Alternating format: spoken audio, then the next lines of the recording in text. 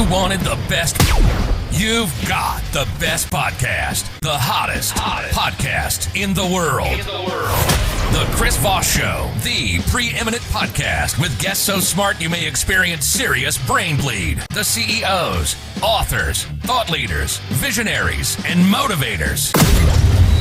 Get ready. Strap yourself in. Keep your hands, arms, and legs inside the vehicle at all times, because you're about to go on a monster education roller coaster with your brain. Now, here's your host, Chris Voss. Hi, folks. This is Voss here from thechrisvossshow.com. Gentlemen, ladies and gentlemen, official welcome to the big show. As always, the Chris Voss Show is a family that loves you but doesn't judge you. We bring you all the greatest authors, the greatest minds, the greatest people that lead you and give you their advice to make your life better. If you're not here to make your life better, we'll entertain you with some jokes and all that good stuff, but you'll definitely learn some great stuff. Go to goodreads.com/Chris Voss, linkedin.com/Chris Voss, Chris Voss1 on the TikTokity, and I don't know why I'm singing halfway through my voice. Opinions expressed by guests on the podcast are solely their own and do not necessarily reflect the opinions of the host or the Chris Voss Show. Some guests of the show may be advertising on the podcast, but it is not an endorsement or review of any kind. Anyway, he is the author of the latest book to come out December 23rd, 2024. It is entitled Sofia-Brussels-Washington, From Serfdom to Freedom to Self-Accomplishment, Finding the American Dream. We have Michael Gloukhov on the show, and we're going to be talking to him about his show. I believe Gloukhov, if I have that pronounced correctly, don't I, Michael? Yes, that's right. There we go. And we're going to be talking to him about his history and his biography, I believe we have here. Welcome to the show, Michael. How are you? Thank you. I feel great being on your show. There you go. It's wonderful to have you. Give us your .coms or anywhere on the internet you want people to find you. I have my website. And what's it called? It's very simple, Sofia-Brussels-Washington.com. Ah, okay, that's easy. And that's the title of the book, by the way, folks, Sophia-Brussels-Washington, when you're Googling it. So give us a 30,000 overview. What's in your new book? That's the only book I wrote. Mm-hmm. It's a political autobiography. I say political because this is not a kind of monument to myself, but I lived through quite difficult periods in my life under Soviet communism, and this is a kind of testimony of the life of ordinary people, the life on the streets, the life with all those difficulties to overcome, the lack of freedoms. Actually, it was a period of terror when the system came in 1944, and it lasted until 1989. It collapsed after the fall of the Berlin Wall the day before. Wow. I mean, you lived through an interesting point in history for those who've read the book. Talk to us about how the book begins in the story of where you're at in life, what's going on in that theater, et cetera, et cetera. Actually, the book finishes and ends with my U.S. Navy retirement ceremony. Oh, really? I served for 20 years in the U.S. Navy Reserve. That was my dream, to wear the American uniform. As I said, I served as a conscript in the Communist Army 2 years. I saw how the system works from inside, the ideology of the system, and I figured out that this is not a Bulgarian army. This is an appendix to the Soviet army, and it's a tool to suppress its own people and spread communism around the world. Yes. Now, what year was that, so we can lay a context timeline here? I was 19 at that time. You can see my picture on the left upper corner of the book. At that time, 1963-65 was my service. And initially, I was invited to go to reserve officer school, but I turned down the proposition, accepting the difficult life of ordinary private with the associate terror, for the main reason that if I accepted, I would be forced to become member of the Communist Party, and if that happens, you don't belong to yourself. And that's a line I was not going to cross. Nobody in my family did, and I was not going to be the first one. Let me ask you this: what did you see? What was going on there that made you dissuaded from joining the communists, or at least becoming a communist or working for the Russians? Actually, communism hit hard my family because my father was officer of the Royal Army, of the pre-communist army, and to serve after the arrival of communism and be sent actually to find the Bulgarian former Germany. That didn't matter. He had medals, he participated in combat, but the label fascist officer never left his image. Oh, wow. It followed all the way to me. So I could not have higher education. I could not have a good job.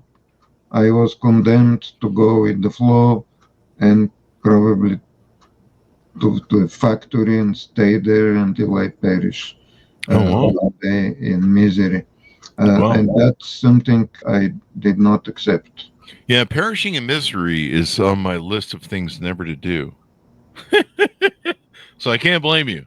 This is where the system locks you. Your path is predetermined unless you're part of the privileged class, or as a Soviet intellectual Voslensky called the nomenclatura class. They have the strong currency, traveling in the West, double or triple salaries, high education, you name it.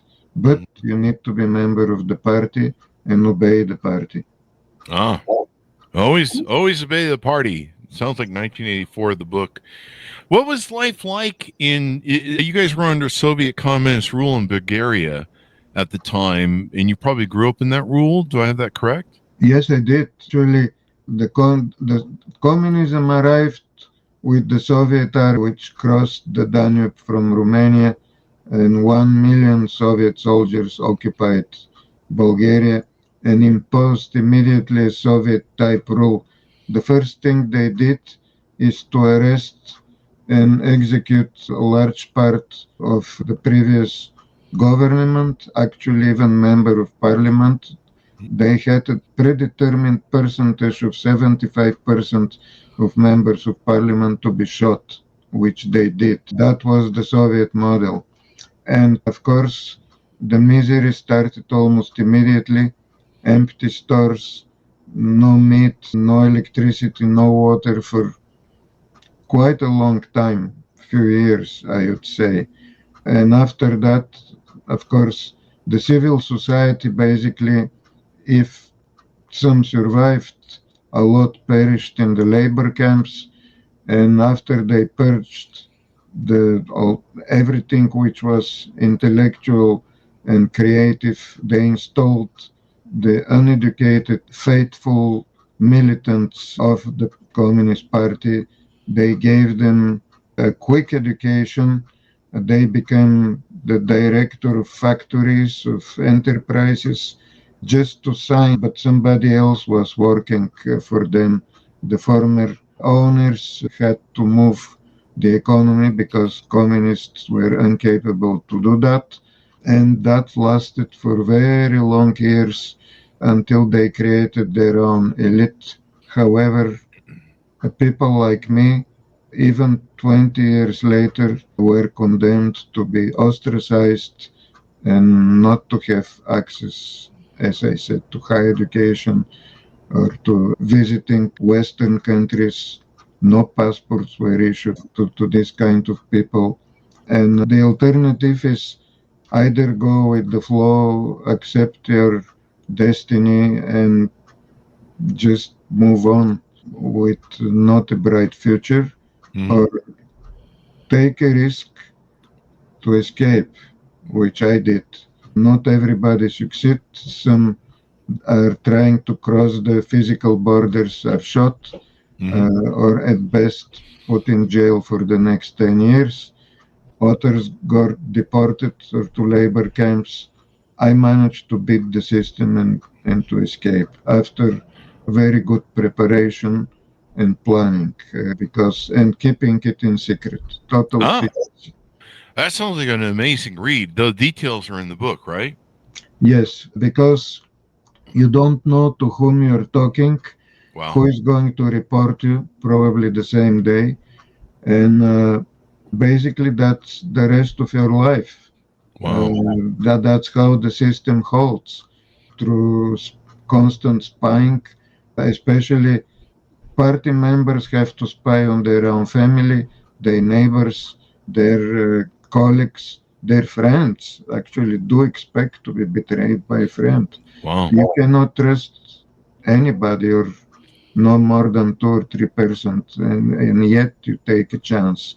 And you feel very heavily the lack of freedom. Let me ask you something. That sounds like quite the system when you really think about it, where it's an overlay of, instead of dear leader, the authoritarian or the fascists or the communists have to, try and police everyone.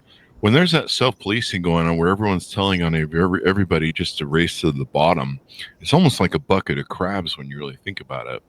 Everyone's pulling each other down and destroying democracy or any sort of freedoms, and they're accepting of it. In fact, they're participating in actively the restriction of freedom.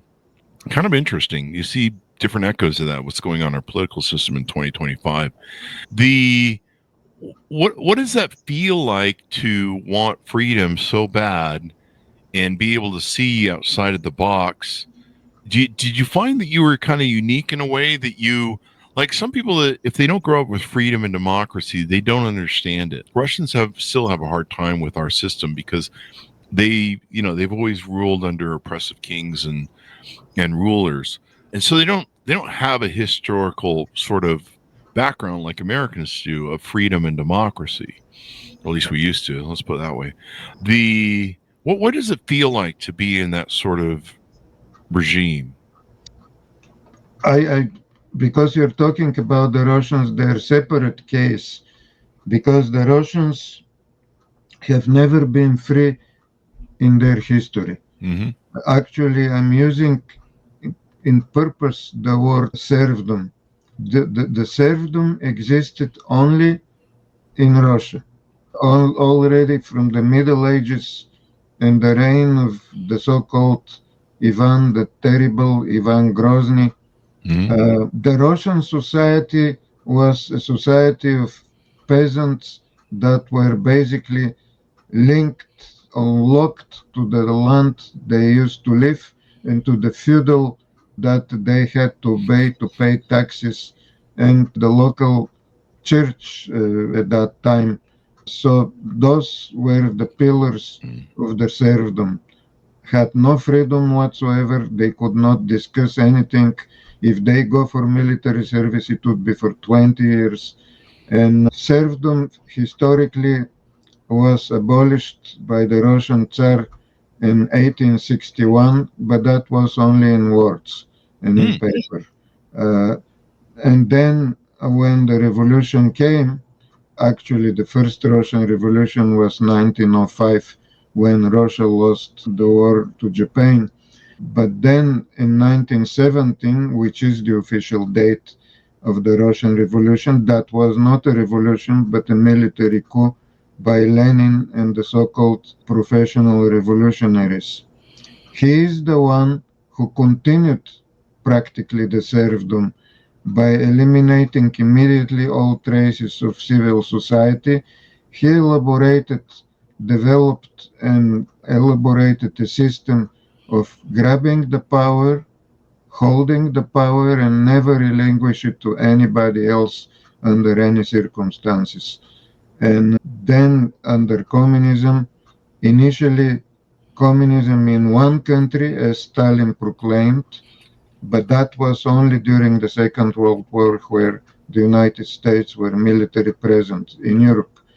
But then communism kept expanding.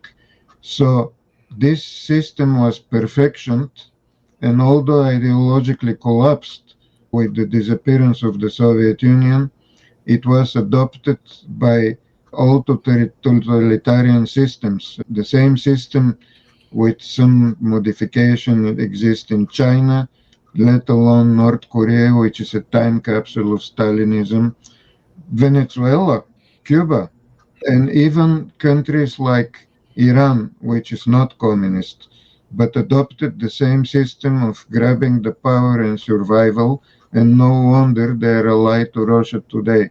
The name should not necessarily be communists. Russia has a type of fascist system today, but the old principles are still valid. The opposition is physically eliminated, and that's how it goes. Yeah, that's how it goes. So you escape. People have to read the details, of course, in your book. And then I believe you go to, was it Brussels? I think you went to next. Brussels, yes. That was not a direct flight. I actually never took a plane. Okay. I moved first to Yugoslavia, which was nominally a socialist country, but not like the socialist countries of the Soviet bloc. It was a kind of neutral and taking advantage of the East and the West. But they had a lot of freedoms. They could travel around the world, quite a difference. And for that reason, it was not easy to go to Yugoslavia, to be allowed to go.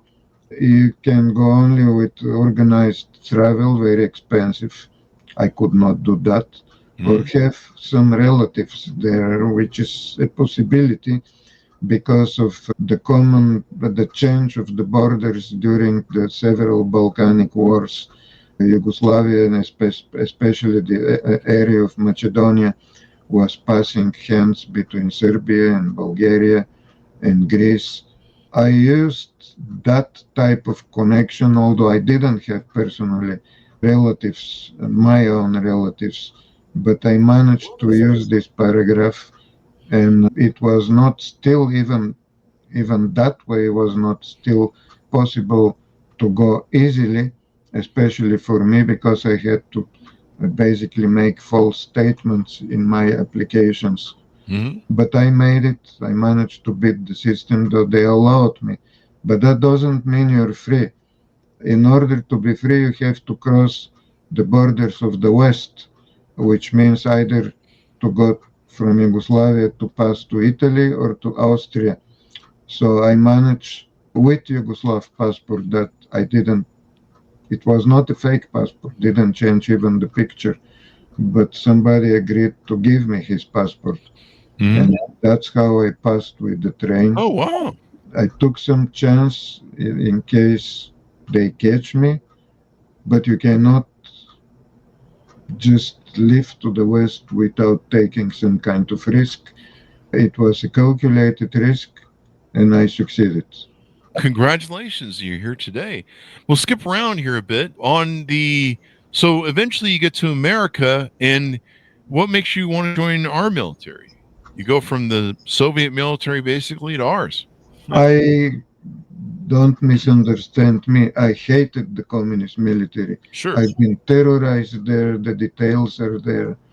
And I basically told myself, I'm going to take everything that comes on me. I'll survive and I'll escape and dedicate the rest of my life to the destruction of communism. And my dream was actually to serve in a NATO army in Western uniform. I almost did in Belgium. When I became citizen, I was conscripted. And actually, I wanted to serve. It was just a bad time because I graduated in the university at that time and I had to prepare my dissertation. They gave me 1 year for that. I mean, for bachelor's degree. And at that time, I've been called for service, and it was really bad. And I told the authorities, can we postpone it just to get my diploma? I fought so hard to have it. Mm-hmm. They said no. Wow. You take it or leave it. You give you a chance for a moral cause to not to serve. There are two conditions. You satisfy both of them. The first one, having served in another army, which I did for 2 years, and be older than 28. Yes, I was older than 28. And reluctantly, I had to just drop this opportunity. But when I moved to the United States, the first thing I tried was to do military service there. I didn't have the right information. Like, for example, they told me you need to be a citizen. No, you need to be a citizen only if you have to be an officer. I didn't know or didn't cross my mind or nobody told me that in order to be enlisted in the U.S. Armed Forces, you don't have to be a citizen. It's enough to have a green card, which I did have. Ah. And I didn't know that. When I learned it, I was close to the ultimate age limit. I was too old for the Army, too old for the Air Force, but not too old for the Navy. And even for the Navy, I had another problem because they couldn't believe that somebody like me would like to serve. I was almost 43. I had a good job, very high education, including PhD. They could not imagine that somebody would go enlisted, just unheard of, kind of. So they said it's got to be a spy. And they just caught a spy at that time, 1984, John Walker, who spied he went to the Soviet embassy and gave the ultimate, the highest, top secret coding machines of the United States Navy. Why was that? Why did you feel that was important to you to join our military and make that part of your journey? What was the feeling? What was the motivation behind that? What did it do for you? The motivation was first, it was a gratitude for having the opportunities I had in the United States so fast. A great job, which was corresponding to my ideals, to work for Voice of America Radio. I've been listening to Voice of America and Radio Free Europe since the age of 15. Wow. This is all I was doing, and that's how I got informed. And at that time, 1987, still in Brussels, the Bulgarian communists, with the help of the KGB, killed an important Bulgarian defector, Georgi Markov, that became known as the Bulgarian umbrella case, because he exposed the corruption on the highest level in the Bulgarian regime, communist regime. So they killed him with a poison, actually toxic pellet with a risk no counter poisoning substance for that. He died. And I thought, okay, I'll try to take his place. It's normal. So I applied for BBC, and I've been called. I took the test, I succeeded. And I applied also for Voice of America. I've been accepted there too, but as a stringer for Washington, for Brussels, I mean. They closed that office after that for lack of funds. And later on, I reapplied when I decided to move in the United States, which I did. And so my dream was, as I said, to serve in Western uniform. I had the possibility to go as in the sailor in the U.S. Navy Reserve, which was a good possibility. That possibility didn't exist in Europe. But the American Reserve System is unique in the world. And that was my greatest time. I also thought it was the peak of the Cold War. At that time, medium-range nuclear missiles Americans were installed in Europe as a countermeasure of the Soviet SS-20. And it was pretty close to a hot war.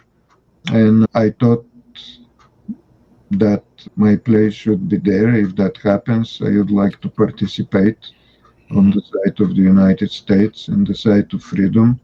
Okay, it didn't happen. And I was very satisfied not only to wear the uniform, but to be on opposing side against communism. My first unit was a submarine warfare. I wanted to serve in intelligence, where my background is the strongest. But that took a number of years until I reached that, and 12 years until I had top secret clearance adjudicated. But I made it that one too. And although I have 3 citizenships, kind of exceptional, but I made it. And after the fall of communism, I played an active role of helping the former communist countries to become good members of the West, members of NATO. And so I served with the US warship in Romania, in Bulgaria. Then I had more active duties, 2 more active duties in Bulgaria, and been in Germany also. That was actually the fulfillment of my American dream. The fulfillment of American dream. This is how immigrants come to our country. It's interesting how they love democracy more than we take it for granted. And what an interesting journey. So as we go out, why do you feel it's important for people to read your story? What do you hope they gain from it? What do you hope they learn, et cetera, as we go out? Actually, a lot of people who knew my story were pushing me to write a book. And I was very busy. I even didn't have time. But after I retired from the Navy, I decided to start writing that book. And this is my legacy to the American young generations. Actually, it's good for all ages. But the young generation can benefit from my experience to live, survive, and succeed under incredible physical and mental pressure. Oh, yeah. And to see what communism is through my eyes. To see the life in 2 continents and 3 different systems. Because after I left communist Bulgaria, I lived for 13 years in Belgium. I had a very good life. And achieved all my education there. And I'm very grateful to this country. Kind of symbolically, the cover of my page is the Belgian flag, because you cannot have self-accomplishment if you don't have freedom. And Belgium is the one that gave me the freedom. And however, in Europe, there is a kind of type of socialism. For example, very high taxes. There is another tax called value-added tax, which at that time it was 36% over whatever you buy, merchandise or any kind of services, which doesn't leave you a lot of financial potential to spend on yourself. That's very true. Also, age limits. That was the main factor I decided actually to live in the United States. There is a mandatory age limits. You have to retire at the age of 60, 65. In France, they've been having general strikes they didn't want to work over the age of 62, no matter what. With the present level of education, medical care, and advances, I mean, what is 62? You're still young. And I want to work. The United States gave me this possibility. Actually, the agency I've been working, I'm going to retire this year, actually. I'm 81. Oh, you're retiring this year. How old are you now? 81. 81. You're retiring. Good for you, man. Good for you. I espouse the Warren Buffett thing. I'll retire 7 years after he dies. But I'm grateful. I've been allowed to work, and I've been very productive. Even I was teaching some people of the intricacies of what I've been doing because it takes years to learn. And I enjoyed. That was a kind of a political mission too, because the Voice of America is not just information, but also to spread the ideas of democracy and freedom. That's why I've been listening to it through the jamming. Okay, technically speaking, it has been just closed by President Trump with some other agencies. I'm not going to discuss the policy of this government, but I'm going to retire later this year. Congratulations, and what an amazing story to share, a journey in historical context. Thank you very much for coming to the show, Michael. We really appreciate it. Thank you very much. I've been more honored to be on our show. We've been honored to have you, sir. I mean, what a journey that you've done. What an amazing life, and people can read the full story, the details, the escape from Germany. Sounds like it should be a movie. Thank you, Michael, for coming to the show. We really appreciate it. Thank you. Thanks, my audience, for tuning in. Order up the book wherever fine books are sold. It's called Sofia-Brussels-Washington, From Serfdom to Freedom to Self-Accomplishment, Finding the American Dream, out December 23rd, 2024.